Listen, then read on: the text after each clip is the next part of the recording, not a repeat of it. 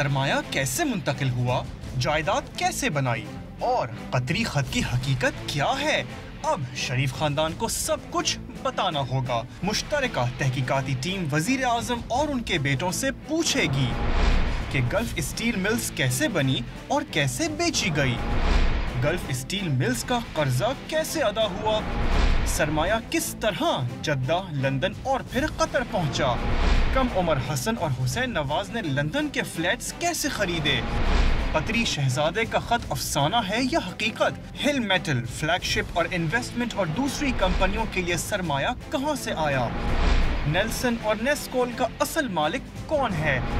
बेटे ने वालिद को लाखों रुपए तोहफे में कैसे दिए। JIT में पूछे जाने वाले इब्तिदाई 7 सवालात का ताल्लुक मरहूम मियां शरीफ से है, अगले 2 सवालात का ताल्लुक ऑफशोर कंपनियों से है, आखिरी 4 सवालात हसन नवाज के कारोबार से मुताल्लिक हैं, जिनका बिलवास्ता ताल्लुक भी मरहूम शरीफ या ऑफशोर कंपनियों से है।